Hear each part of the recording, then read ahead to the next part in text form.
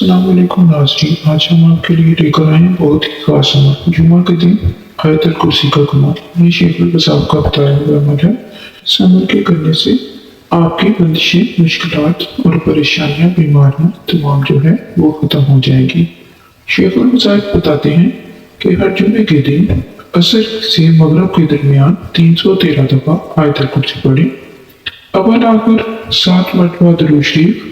अमल के बाद जब मगरिब की अजान शुरू हो तो इस वक्त सजदे में 5 मिनट की बढ़ाकर अपने मकसद के लिए दुआ करें।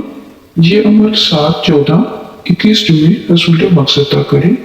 नोट: जितनी अमल पर तवज्जो ज्यादा होगी उतना ज्यादा नफा होगा।